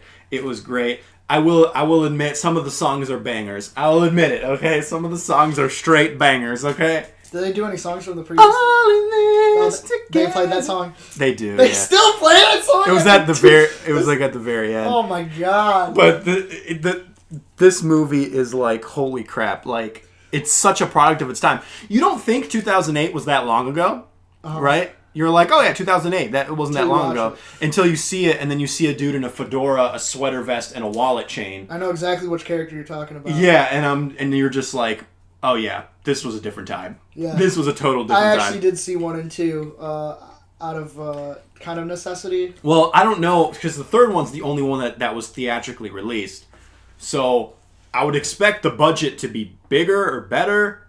Was it? Like, I don't know. I don't think it was. So, I mean, it looked like the same thing. There's no conflict in this movie. There's no conflict. You're literally just watching people dance and sing and just love each other. There's absolutely no conflict, dude. And there's really no plot. There's no arc to anything. You're just watching things happen. This movie was made for High School Musical fans. Okay? And I am not one of them, but it's hilarious to watch it and kind of make fun of the absurdity and just like the cringeness of it. I don't like to use that word, but there were some parts where I was just like, oh my God, this is like hilariously bad. At the very, very end of the film, there's a point where they graduate. I'm going to spoil High School Musical. Oh, I'm sorry. They graduate, right? And all the main characters like Ashley Tisdale and Zac Efron and Vanessa Hudgens, all of them, they graduate and then they walk into the screen, right? And there's this like really awkward like 10-second close-up of each of their faces to it's basically like them saying goodbye to the audience. You know, the people who like grew up with High School Musical or whatever. It's like them saying goodbye, and it's like people are like crying or they're just giving like looks, like little nods, and I'm like, this is the most fucking awkward thing I have ever seen. Like, it's so awkward. Like, it's so weird. Yeah, but somebody's heart was broken. Oh yeah, somebody's heart was broken, for sure. But was that the door? No, I don't know what was going on. Look, man, I can't say this movie's good, but I can't say it's bad if you like High School Musical. It's just a film for the fans. If you're a fan, you'll love it. If you're not, you won't. But even if you're not a fan, like I'm not a fan, you might still enjoy it in an ironic way. It was fun watching it and kind of making fun of it. Wow, it was a different time. I will say though, and yes, we looked it up, and they were old enough. Those girls were prime back then, and most of them are still prime now. Just saying. Okay. Yeah. Good to know, I guess. Heck yeah. Most kids probably have. Never see any of them again. One of my friends was like, can you imagine how many like guys and girls had their sexual awakening like while watching this film? And I'm just like, well, that wasn't me because I never seen it, so. And that was just very weird, but it's probably very true though, and it's just very odd to think about, and I don't like thinking about it. Okay then.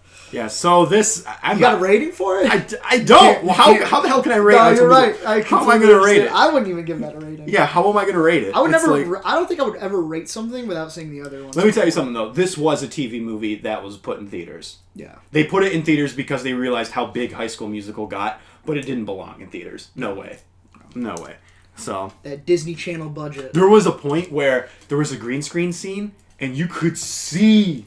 the outline of the green screen. You could see it. It was like, choppy, wow, real dude. choppy. So choppy. The budget did not go in the special effects.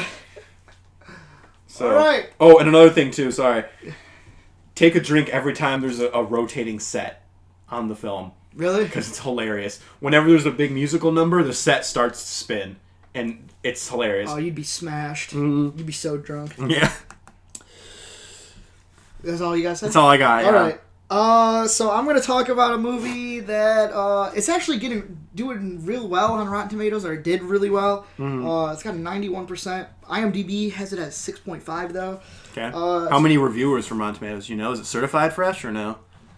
I don't know. Okay. I really don't know. I didn't pay enough attention. I don't care enough. I don't care enough. You don't care enough? Oh god. It's called A Quiet Passion. Never heard of it. It's a biopic about Emily Dickinson from director Terrence Davies, and I actually do want to see one of his movies. I'm still probably going to see it at some point in time. But anyway, Emily's personality is quite possibly the only good thing here. She's a rebel. She questions everything. She pushes suitors away. Her and her friend, Rilling, are both ironic together, mocking everyone else around them.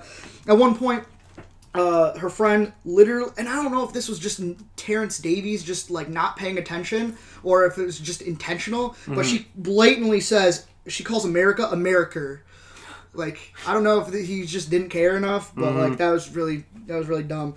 Or that's just a way to obfuscate this awful acting. Actors either say lines in an old school theatrical fashion. One of the opening scenes was so funny. I was like, wow, I'm in for a treat, ain't I? She's like, Father, Austin, Vinny, this would only be perfect if Mother was here. And I'm like, God, boy. No. Oh boy. Or the lines are just blurted out flatly, like just with no care whatsoever. Davies can say a lot without saying it, but then he just says it anyway. There's a scene, this is another scene at the beginning of the film. It's they're at an opera, and it shows the performance that they're watching, and then it shows them, and so you got like this box divided. So you have the parents in the two boxes together, and then you have the three siblings together, and Emily is like, her head is moving every time the pitch fluctuates, and she's just really into it. Okay. And then once the performance ends, the siblings they clap very intensely, and the parents are like, whatever. They clearly just don't care about opera or whatever. And then they have a conversation about it for like 5 minutes. Like, I already know that they don't like it. I've seen it. I've witnessed it. It's ugly editing. It makes performances and the film as a whole feel like a hoax. I genuinely thought this was a parody, but no one else seems to think so. They think it's a hardcore drama. Everything is cut so quickly to squeeze in a lot of unnecessary scenes in a 2-hour period. It just has this really unnatural flow to it, and it's gross. On top of that, only 2 moments actually slow its roll to salvage emotion, but at this point, it's just too late.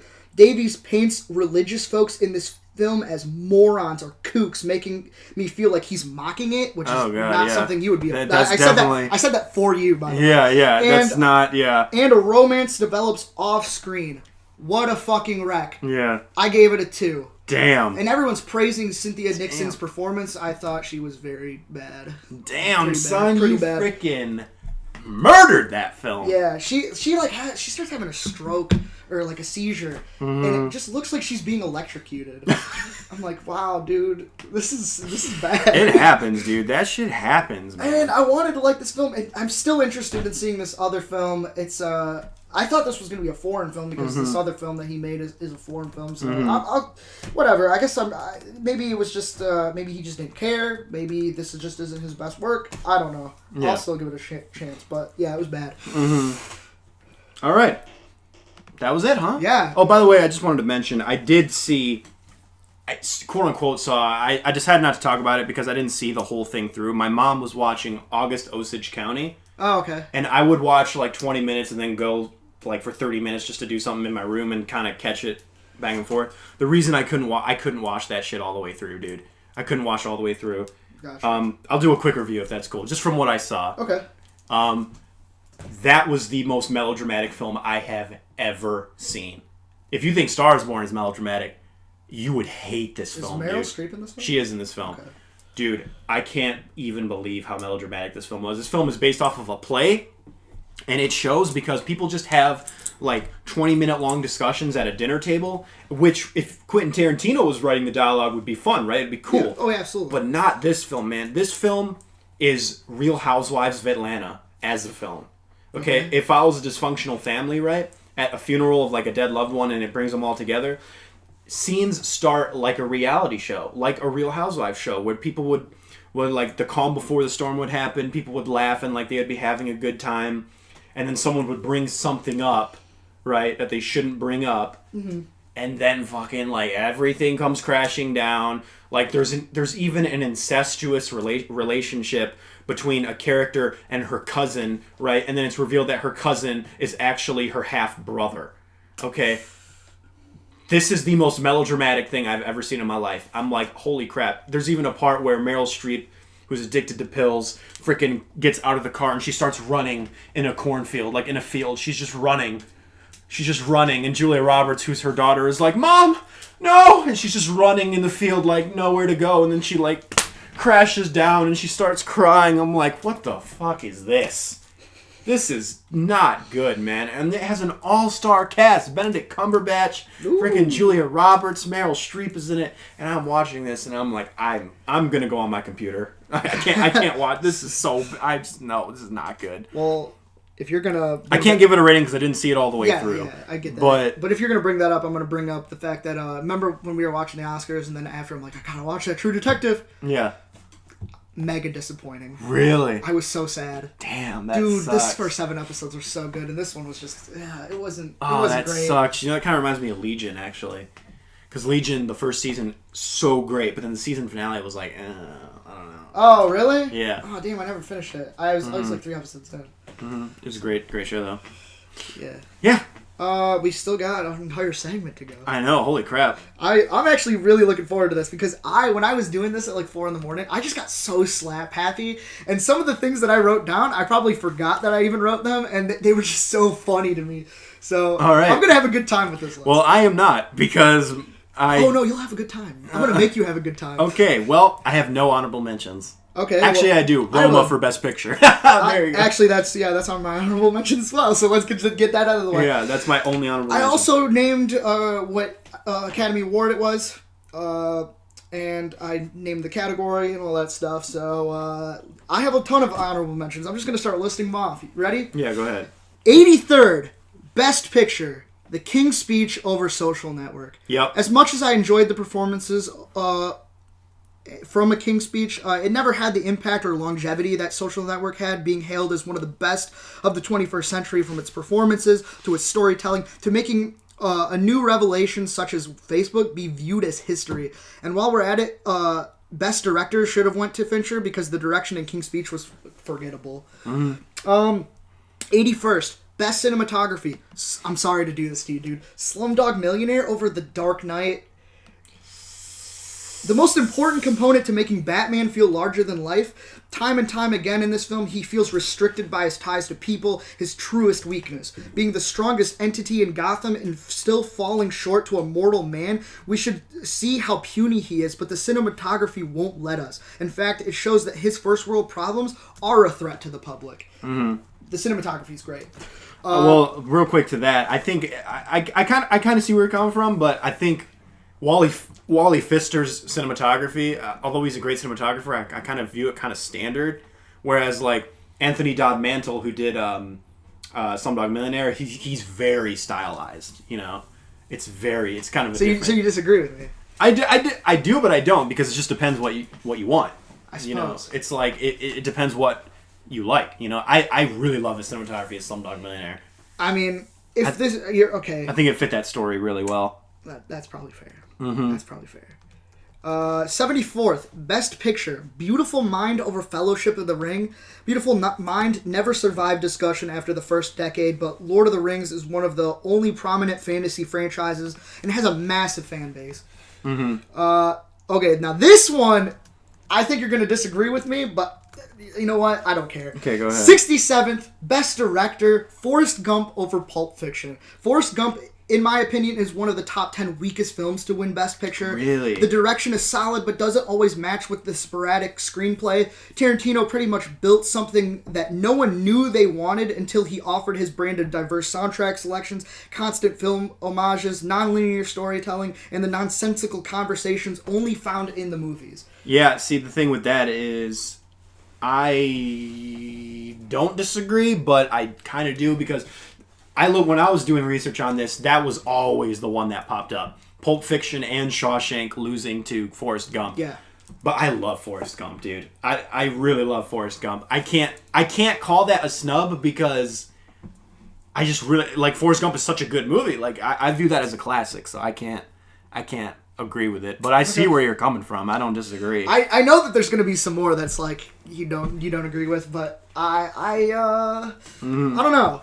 I'm trying to think of the big picture here. No, go ahead, yeah. 62nd Best Original Screenplay, Dead Poets Society over Do the Right Thing. I haven't even seen Do the Right Thing, but I can feel the snub in my bones. Right. 53rd Best Picture, Best Director, Best Supporting Actor. Ordinary People over Raging Bull. Timothy Hutton over Joe Pesci? Nah. After watching Ordinary People, you'll realize how much the real world sucks in a boring way. After watching Raging Bull, you'll realize how much the real world sucks, but at least it has a funny and ironic way of dishing karma. Dude, Ordinary People is so fucking boring, dude. Oh my gosh. Never seen it. It's a Robert Redford directed film. Really? Yeah. Which Okay. I feel bad about, but dude, Martin Scorsese, come on, man. No, I got you. 49th Best Picture, Rocky over Taxi Driver. Rocky is inspiring and all, sure, but Taxi Driver is probably the most important film to talk about the aftermath of an era. I'm referring to the chaos of the 60s and the Vietnam War's plethora of PTSD victims, done in the most subtle way. Okay. 45th, Best Supporting Actor, Joel Grey for Cabaret over Al Pacino for The Godfather. If the Academy would have known how massive this film's legacy was, they would have given it every win. I'm sure Joel Grey is great, but Al Pacino as Michael Corleone is ironic, iconic. 36th, Best Director, Tom Jones over 8.5. Fellini is one of the best directors to ever live, and he owes a lot of that reputation to this film. Meanwhile, who is Tony Richardson? I don't even know who that is. I had to look him up. I've never seen any film that he's done. 25th, Best Score for Musical, with A Song in My Heart over Singing in the Rain, the only film on this list to stand the test of time. 24th, Best Actor, Humphrey Bogart for African Queen over Marlon Brando in Streetcar Named Desire. Yeah, that's crazy. Humphrey Bogart plays himself while Marlon Brando plays a sexier version of himself. I told you, dude, I had some fun with this. 22nd, Best Original Screenplay, A Letter to the Three Wives over Bicycle Thieves. The Academy couldn't handle Italian realism, much less realism. 19th, Best Actor, Frederick March for Best Years of Our Lives over James Stewart for It's a Wonderful Life. I'm not even upset that it lost Best Picture because it's a fantastic movie, but Frederick's role is more emotional from the writing than his actual performance. Meanwhile, Stewart's role possesses both as a sad concept and a devastating climax from the man himself. And my last one is the 12th. Best Art Direction, Gone with the Wind over The Wizard of Oz. Besides the use of Technicolor within the narrative, The Wizard of Oz's bread and butter is the lush color within the art. Fantasy couldn't have been brought to life without a little colorful imagination. Yeah, I agree with that. I'll put that as an honorable mention, and I'll put the Marlon Brando one as an honorable mention as well. Yeah. Okay. So like I said, my phone died. You can do your you can start. Okay. Because you haven't said anything. Yes, you killed it. So I kind of looked at like people's careers like in general. Like it was hard to kind of just go through. One of them was Humphrey Bogart. Really, never really got anything like that substantial. I don't think he won for Casablanca. Like he didn't win for Casablanca despite it winning Best Picture and Director. That's that's kind of a snub. He lost it to Paul Lucas for Watch on the Rhine. Yep. And I was like, okay, I mean, what? I don't even know what that is. Yeah, I don't even know what that is I almost either. consider that. Yes, but instead I chose, so I guess that's an honorable mention too. I chose my number 5 to be just the whole career of Stanley Kubrick. Like, he was not nominated for, like, most of his films weren't even nominated. Like, films like Paths of Glory, Lolita, and Full Metal Jacket weren't even nominated. And Dr. Strangelove lost to My Fair Lady. Barry Lyndon lost. Yeah, Barry Lyndon lost. Also, 2001 A Space Odyssey didn't even get a Best Picture nomination. And then The Shining, like, what did that get? A Razzie. I'm not even joking. Did you know that? Which one? Razzie. Which movie? The Shining. Oh, really? The Shining got a Razzie for Worst Director. Yeah, people tend to sleep on his stuff. Yeah, well, people they didn't don't understand. Yeah, at that time they didn't understand it. You know, Yes. obviously now it's like a thing. So yeah, that's my number 5. Stanley Kubrick never really getting an Oscar. Never getting an Oscar is ridiculous. I think they paid tribute to him once. I think he got like an achievement Oscar, but I could be wrong. But that's crazy to me that he never got an Oscar. Yeah, that is crazy to me too. Mm-hmm. My number 5 is going to require no explanation. I'm not even going to explain it. All I'm going to say is that when I saw this, I laughed out loud. Okay. 55th Best Visual Effects. E.T. won over Blade Runner. Okay, that's crazy. What? That's insane. That's insane. I would have been in tears, dude, if I saw that. Yeah, that's no. Oh, we all have eyes, people. I mean, E.T. had some good special effects, but like Blade Runner was special effects. Yes. Yeah. Yes. Like that's what that was. Blew my mind. Yeah, that's crazy. Is that all you got to say about that? Yeah, that's it. All right, my next one is actually one you mentioned, The King's Speech beating The Social Network. Yep. I honestly think that's crazy, and not just The Social Network, but that was a great year, dude. The Social Network, The Fighter came out that year, Toy Story 3, yep. Inception, Black Swan. Was it that year or no? I think so. Wasn't it? Up. It was nominated for Best Picture, so it wasn't. I don't. What? Which one are you talking about? Up. Oh no, I didn't say Up. No. I thought that was. No, Up was the year before. Up was. Oh, okay. Yeah, so Up was the year before, but I mean, The Fighter, Inception, Toy Story 3, The Social Network, Black Swan, like all those films were some like really heavy hitters, and then it went to The King's Speech, and that was just so strange to me. I'm like, why did it go to the? I mean, I never seen The King's Speech. I heard you actually. It's good. Like it's that definitely. film. It feels like Oscar bait though. Yeah. So for performances, not Best Picture. Yeah, to beat some of those films was just crazy to me. So yeah. Mm-hmm. Number 4, 52nd Best Picture, Best Director, Best Adapted Screenplay, and Kramer versus Kramer over Apocalypse Now. Yeah. I like Kramer versus Kramer just as much as the next guy, but Apocalypse Now is the best war film ever made and one of the best films ever made, period. It's a psychological analysis of soldiers. It judges them and their sadistic love of terror and lust. It's brooding, highly intelligent, and necessary in every moment. Comparing the two is like comparing apples to oranges. Mm-hmm. One is clearly better than the other. Yeah, dude, apples. Yeah, exactly! Yeah, dude. Yeah, there it is. Oh my god, thank you. Mm-hmm. I love when people say that, because, like, maybe that's just the critic inside me, but I could compare anything to anything. Right. Apples are way better than oranges. Yeah. Dude. The only thing I'll give, I probably like orange juice more than I like apple juice, but, like, hard cider infinitely tops shock top, anything orange flavor. And then, like, eating an apple plain is just infinitely better than orange. So much better, dude. Oh, my God. I have no idea. But, actually, you do have an idea, because... Yeah, I do have an idea, because I've tried both. Yeah. But, yeah. Mm-hmm. All right, you're up. This one I maybe should have put at number 1. This one was almost my number 1 because this one still bothers me today. Yeah. Yeah, my number 3. You know what it is. 2015 winner for Best Director and Best Picture? Birdman over Boyhood? Are you knew you were gonna kidding throw that me? in there. That's insane. All right, look, Birdman. Actually, Stardust just had a poll that said what is the better achievement in directing was Boyhood or Birdman, and it was like neck and neck. But Birdman was freaking winning by it was like 50 to 45%, and I was like, dude, that's insane. Like, okay, here's the thing: the one take film has been done before. What is that Russian museum?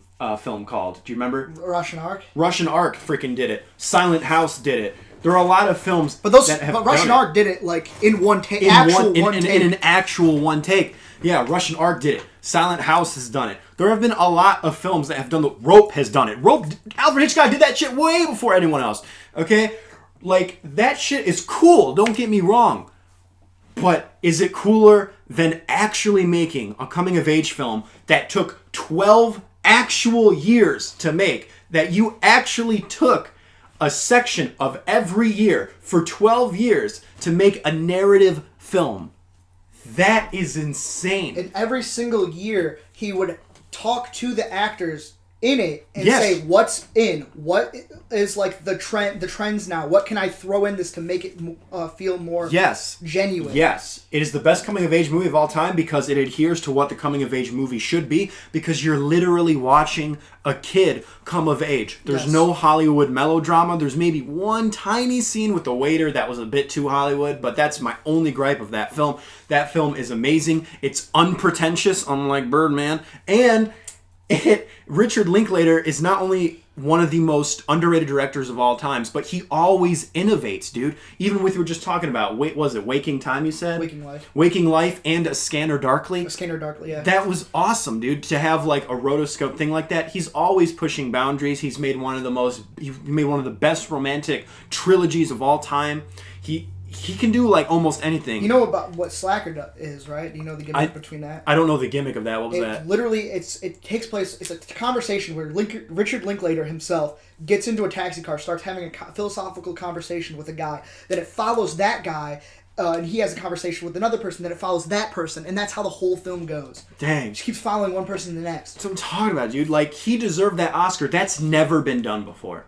That's it. Can you imagine the task that needed to be done? Best Picture, if you want to be pretentious and give it to Birdman, I can kind of see it, whatever. Okay. It's an Oscar bait film. But directing, to say that the directing is better in Birdman than Boyhood is insane. Do you understand what could have gone wrong in that 12 years? Ethan Hawke could have died. Patricia Arquette could have died in 12 years. Richard Linklater could have died, and actually Ethan Hawke was the backup director. That's insane to me, dude. No one has ever done that before. That is innovation at its finest. What did Birdman do? Birdman made a single-shot film. Great. That's been done before. You know what has not been done before? Making a film in the span of 12 years. Okay? That's crazy. The fact that it won Best Directing, ridiculous to me. Richard Linklater deserved that. 100%. And you're giving me a face like you disagree. Okay, no, I think I was really pissed when I saw it. I can live with it now. I mean, I like both movies. I like Boyhood a lot more. Mm-hmm. But I can live with it. It's I couldn't. I think there's bigger snubs out there, and I'm about to get to them. No, I completely disagree. This was almost my number one. That's crazy to me. Okay. So that's your number 3? That's my number 3. So my number 3. This is probably your number 1. Might be. 50th. Best Picture, Best Director, Best Original Screenplay, Annie Hall over Star Wars. So yeah. I'm going to put that as an honorable mention. You didn't even have it? I didn't have it. I forgot about that. But yeah, you're right. That's fucking stupid. How is that not bigger than... Yeah, right? I don't know. Star Wars-inspired filmmakers invented geekdom and popularized sci-fi, or at least made it accessible. It can be found in every corner of the world, from massive toy sales, conventions, box office sales, t-shirts at any local store, and everyday conversation. Who the hell do you catch talking about Annie Hall unless it's how did it win over Star Wars? Yeah, pretty much. Dude, it's... No, this could be number 1, and I would understand completely. You ever see James Cameron talk about that? He was doing a Q&A, I think, with Variety or something, and someone asked him, they're like, why doesn't the Academy acknowledge sci-fi films? And he's like, that prospect really hit me when in 1978 or whatever, when 77 in 78 or like 78, when Annie Hall, a tiny cute relationship movie, beat Star Wars. He's like, are you kidding me? Star Wars? Are you fucking joking? And he actually said that. He's like, are you fucking out of your mind? Yeah, he's like... That's true. I'm on the same page as him. No, I saw Annie Hall, and let me tell you something. It was nothing special. Yeah. Oh, he broke the fourth wall. That was innovative at the time. Woo! Cool. But wow, you know what else was innovative at the time? The entire film of Star Wars. Yeah. That film All those revolutionized. miniatures, dude. Yeah. That film revolutionized every single aspect of filmmaking. Yes. Every single one. Yes. Like sound design, scoring. Score. Yeah. Holy production shit. design. No, special people didn't effects. even like the movie until the score was introduced. Yes. They didn't like it at all. That's what I heard. That's crazy. That's it. Oh, yeah. Okay, so you ready for my number dos? Yes. Again, the entire just career of Alfred Hitchcock. Okay. Okay, so again, Alfred Hitchcock has always been an innovator when it came to film. He's the master of suspense, and he was nominated for 5 Best Director Oscars, but he never won. Okay, and he wasn't even nominated for some of his greatest films like Vertigo or North by Northwest. I mean, that's crazy. Vertigo, as a matter of fact, which is being hailed, by the way, a lot of people, you know how they say Citizen Kane is like the best film ever made?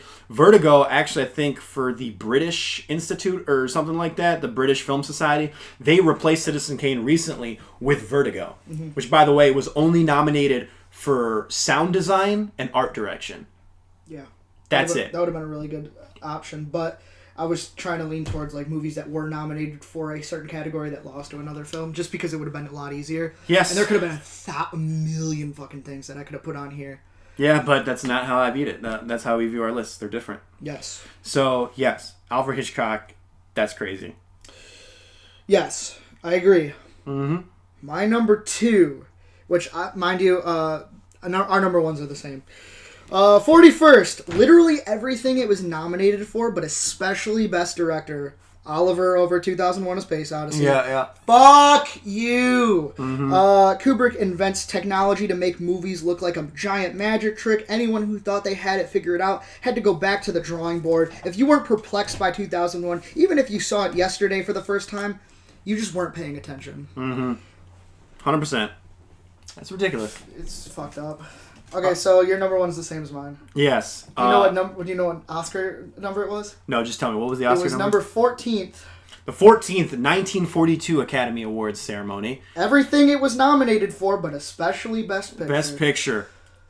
How Green Was My Valley beats Citizen Kane. Are you serious? You want to hear something funny, though? I was at 2nd and Charles yesterday, and I ran into my cousin, right? And I was just showing him around because he'd never been there before. Yeah. And at the end cap, the movie at the end of the end cap that was like displaying like all the other movies was How Green Was My Valley. No way. Dead serious. I've never even heard about this film until people told me that it beat Citizen Kane. That's the only way I've heard about this film. Not to, degrade How Green Was My Valley. It could be a great film, but it ain't. Come on, dude. Citizen Kane? Are you kidding me? Citizen Kane is one of the greatest films of all time. Not only is it a revolutionary film, like in terms of storytelling, but also from a technical standpoint, incorporating low angle, deep focus, and crane shots, all considered unorthodox at the time. You know? Yes. I have all that. And then I also have this film was 25 years ahead of its time because that's how long it took for people to recognize it, for doing what filmmakers finally started tackling. Mm-hmm. This is the moment when the Academy was first struck with a film that had an undefined potential. Mm-hmm. I can't say I blame them because picking a film in our generation is to be recognized is the hardest thing like I've ever done. No, for sure. I have no clue, but like if they only would have known. Yeah. That's the thing. But also I feel like they were neglecting a lot of films back then, especially because they had like so many categories dedicated to like musicals and stuff like that. Yeah. That was the most popular type of film, and so they didn't recognize it as an art form. That's true. If they would have, they totally should have given it to this film. Yeah. And it only won for one Oscar, which was Best Original Screenplay. So that's one thing. But to lose Best Picture and Best Director, I mean... Best Actor, too. Yeah, and Best Actor. Freaking Orson Welles killed the directing game, dude. That was amazing. Yes. It was the first time, I think, ever where he added his own personality into the style of the film. I don't think any film before that really did that. Mm-hmm. It had like it kind of said something about the filmmaker as much as it did about just making a movie, an entertaining movie. Absolutely. So Absolutely. It's fucked up to me. It is. But, I can't really fault them all that much, in all honesty. They would have never known. And plus, there was over Hollywood was pumping out like 300 films a year. Mm-hmm. So many films. And so many of them were lost because of, the format that film was made on and stuff like that. Most of them don't. You could see all the movies that were like came out in this specific year. If you were to type in 1941 films that were released, there would be like literally 300 films, and about 25 of them would have a wiki link because that movie is actually known. The rest of them are just like were just written down on a piece of paper, like on a manifest, and that's the only way that you would know about them because the film doesn't exist anymore. Yeah. Yeah, because they would just scrap films too because they didn't think that they meant anything, which is so sad. Yeah, dude. So I can't fault them too much, but at the same time, this is Citizen Kane we're talking about. Yeah, it's Citizen Kane. Yes. All right, that was it, man. Well, do you have any idea of what you're going to pick for next week's list? I think I do. Do you now? Should I just announce it? You should announce it. Top 5 best films never made. Ooh, that's going to be a hard one. That's going to require a lot of research. Oh, I got a couple already. Okay. Yes. I think we've talked about a few of them before. Yes, so. yes, we have. We'll talk about it more after the podcast ends. Yep. We all go a little mad sometimes.